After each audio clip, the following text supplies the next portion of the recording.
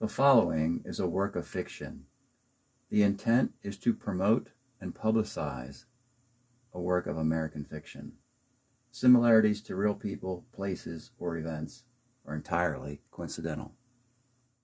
Hello again, viewers, and welcome back to Paul Flum reads his novel, Henri Edson Ximines. Today, we're at the train station, waiting for a train, waiting for something. Don't know why we're at the train station. Oh, now I know why we're at the train station. Something unusual happened at the end of the previous chapter, which you noticed. He was in Louis Armstrong Park, and then he, out of nowhere, in the middle of the street, someone almost ran him over.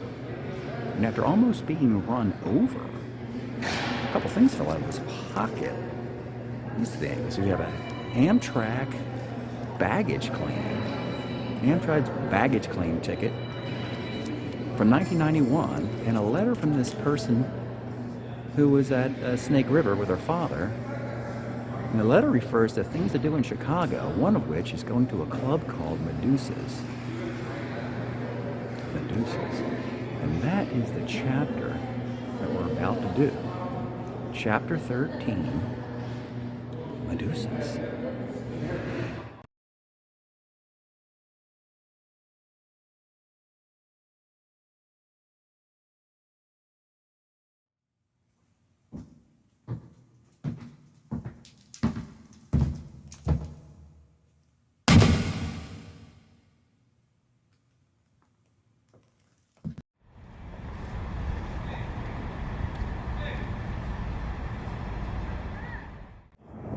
All right, folks, something about not having a ticket for a train won't keep you around the train station. So here is chapter 13, Medusa's.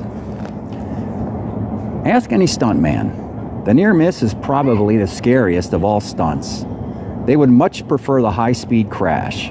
Those are more common in Hollywood productions. The stuntmen can prepare their rigs for the collision. They understand the G-forces and load speeds for safety purposes.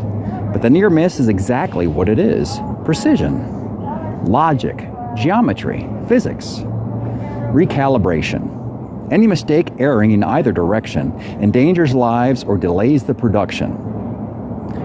You probably thought none of that as you dust yourself off on Rampart Street.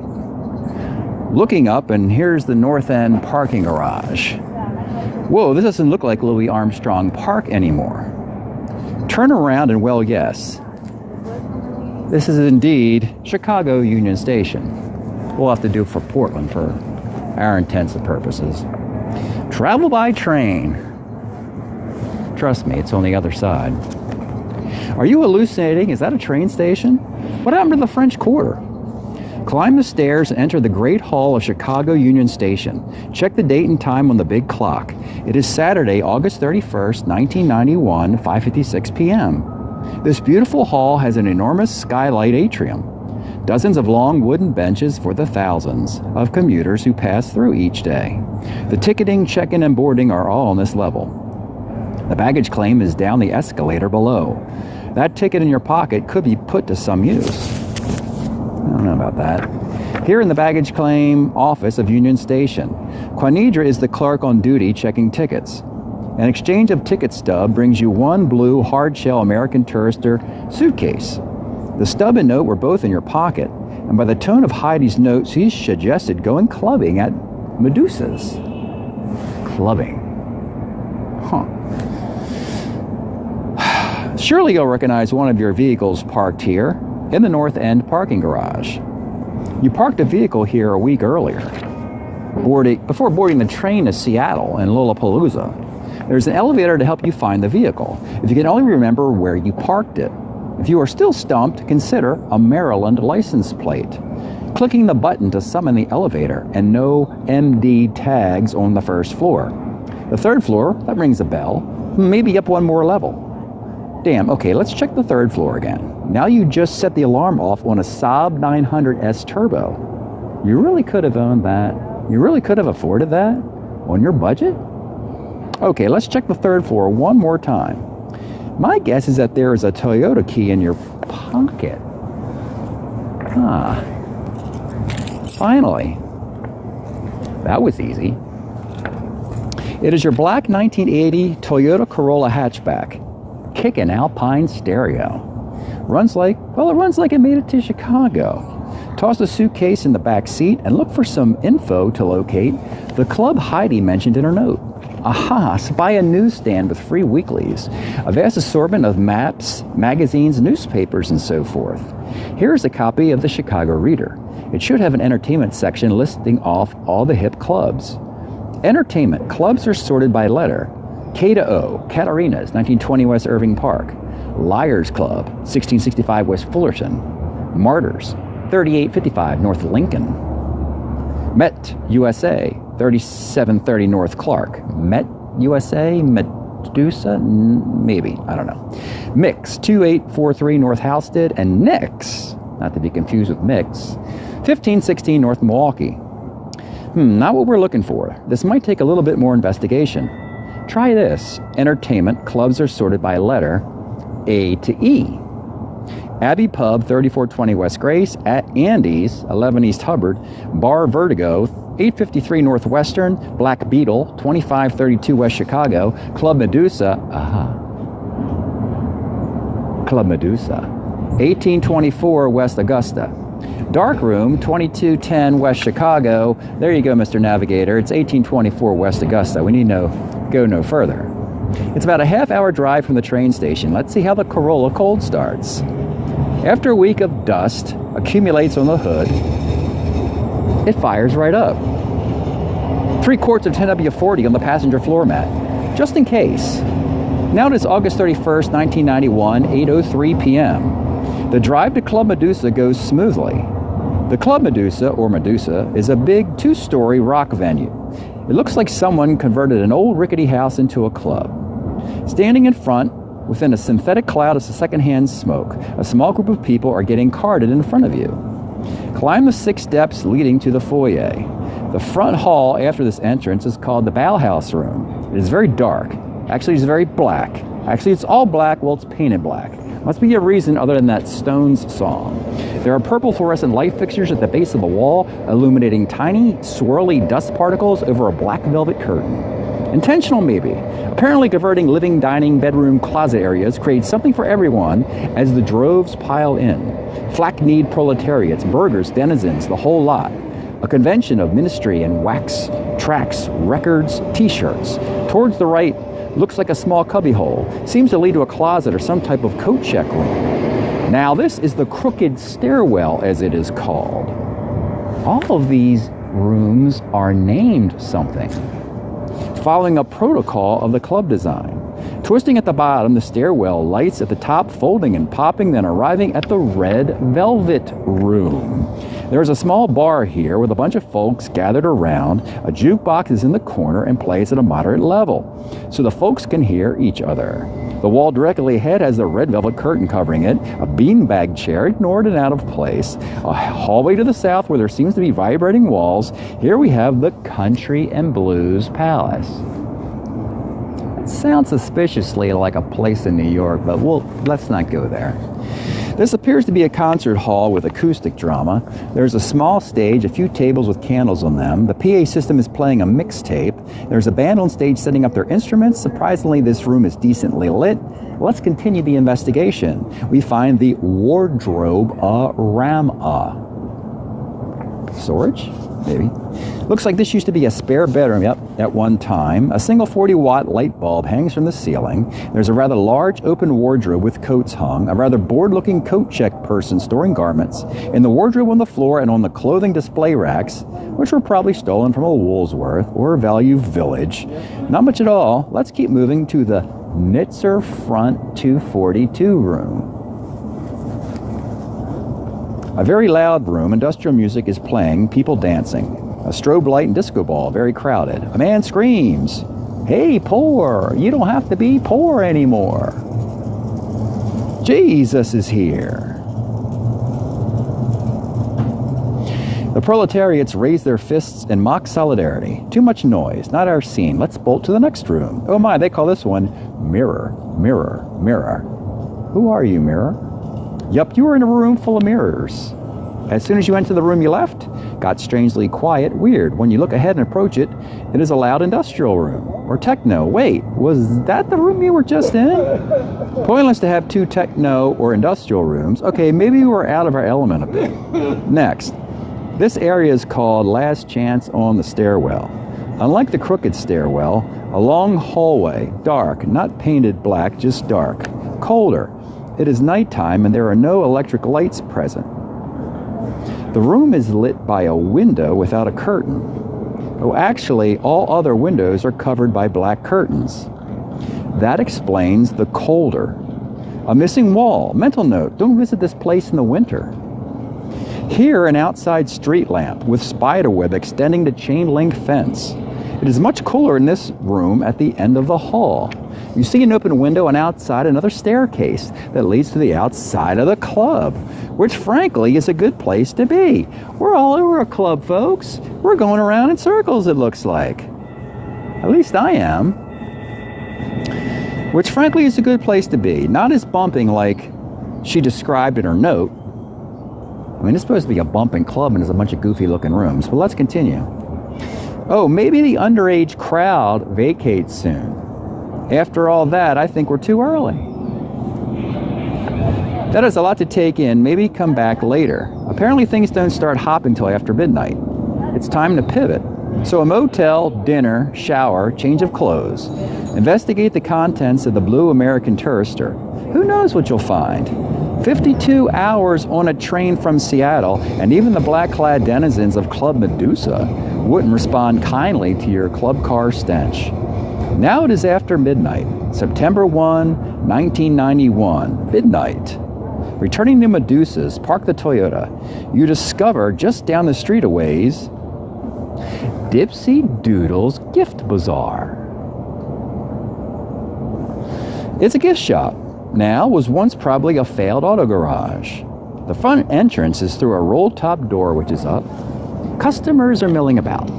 Many displays of lawn ornaments and other outdoor doohickeys. Multiple IKEA shelving units with dozens of plaster statues arranged. Gargoyles, gnomes, demon-faced creatures, all unpainted. An umbrella stand, napkin holders, wheelbarrow, bird feeders. There doesn't seem to be much of a theme to this place. How about a souvenir? Something small enough for the Toyota. A small gargoyle statue, a foot tall and 16 inches wide, a menacing dog or demon-faced creature with a chain around its neck, feet which look part paw, part talon. It is completely unpainted, unfinished white alabaster or plaster. Grabbing the gargoyle, you knock over a pitcher of orange juice, which of course explodes on the concrete, and orange is everywhere.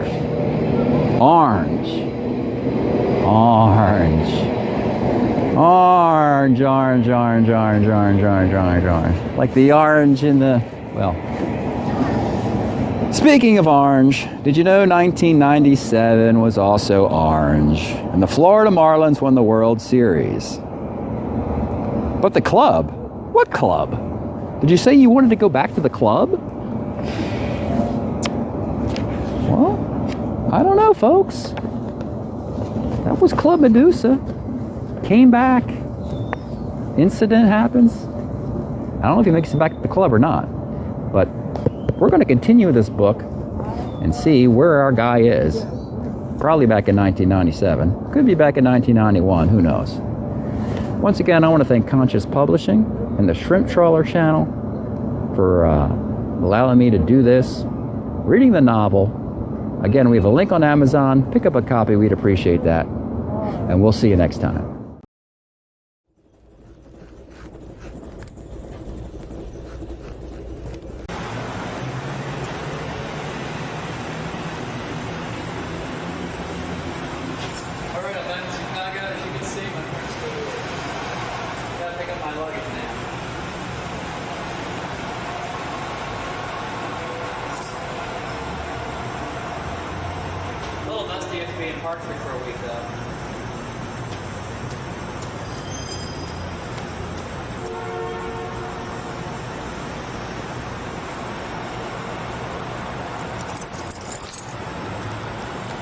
Smash People's Gang. Before that, though, by request, new Dim Star, they put out a there are 3 7-inches in one fancy package. And you heard You Gotta Lose, part 1 of that, and at the top of the set from the Mr. T Experience, relatively new 7-inch. Thank you, Walter. Called Sex Offender. And there you have it. It's about 10 minutes after 7, and you're listening to The Rock Show, 89.3 WNUR-FM, Evanston, Chicago, the New Music FM. Request line is open, 708-866-WNUR. Right now, I have queued up some music from the Vaselines, brand new 7-inch from them.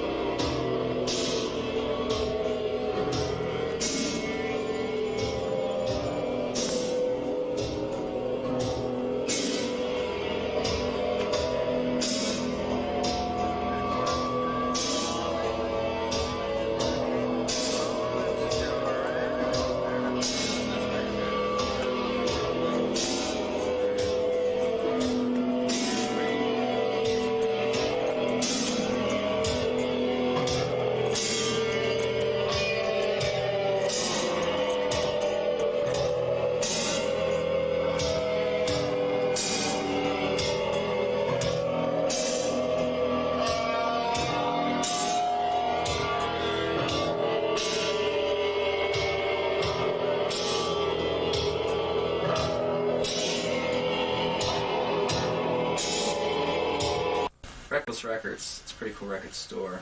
I was looking for music from the Caspian Sea era. I couldn't find any.